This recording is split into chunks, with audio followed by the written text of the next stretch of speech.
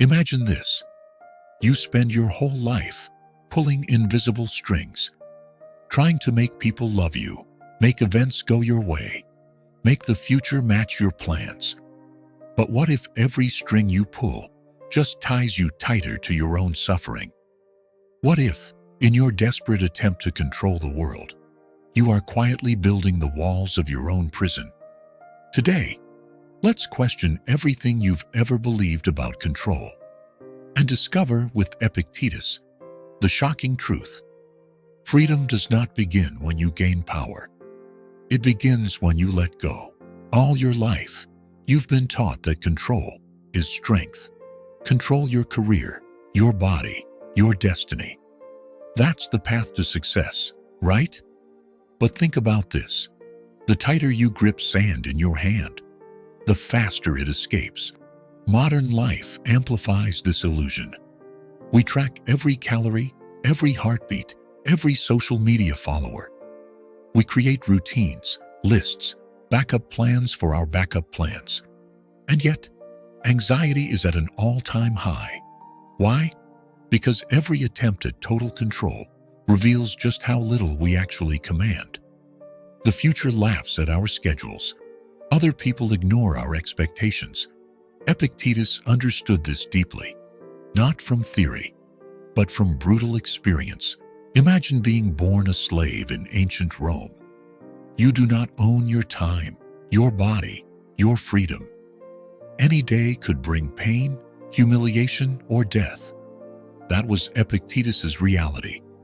Yet, from the heart of powerlessness, he made a revolutionary discovery. It's not what happens to you, but how you react to it that matters.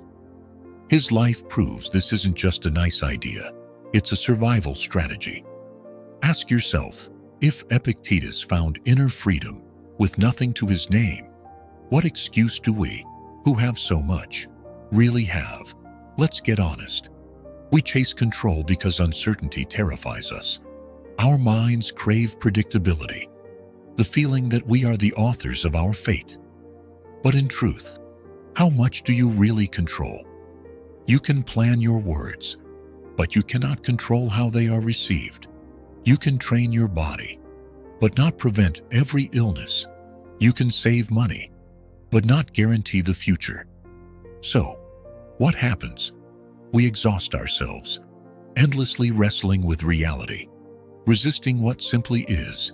Epictetus teaches there are things which are up to us and things which are not up to us.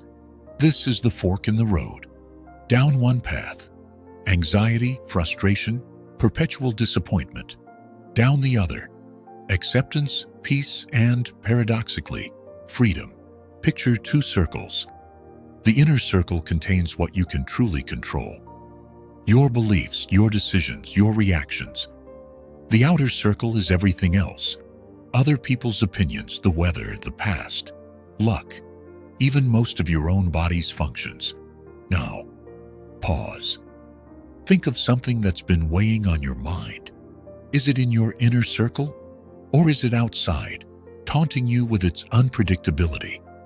We waste years fighting the outer circle, battling for validation, replaying old arguments, fearing tomorrow. What if you stopped? What if you poured all your energy into what's inside the circle? Your response, your growth, your perspective. This is not passive surrender. This is radical, active acceptance.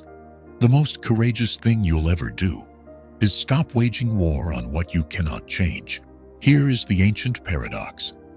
The more you attempt to dominate life, the more life dominates you.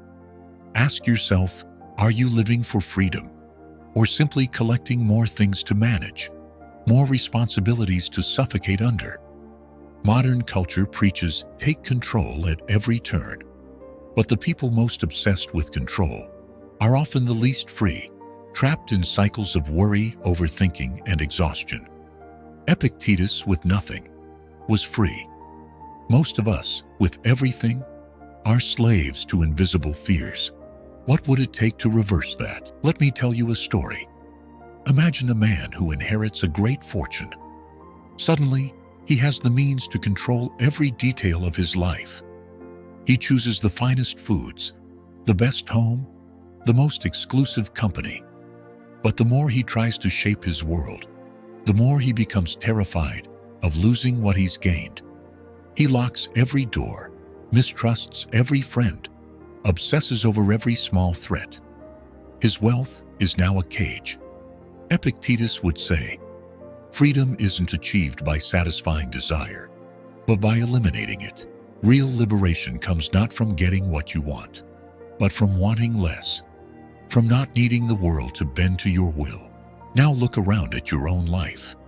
How many hours do you lose to controlling your image online, seeking likes, curating the perfect version of yourself? How many nights are spent replaying conversations, worrying if you said the right thing? Every time you trade your peace for the illusion of control, you surrender a little more of your freedom. But the world doesn't care about your need for certainty. Life is an ocean, untamable, unpredictable. Epictetus teaches us to become skilled sailors, to steer where we can, and let the wind take us where it must. So, what does letting go look like practically? It means beginning each morning by asking, what today is truly mine to command? It means, in moments of anxiety, pausing to ask, am I fighting reality or am I responding to it?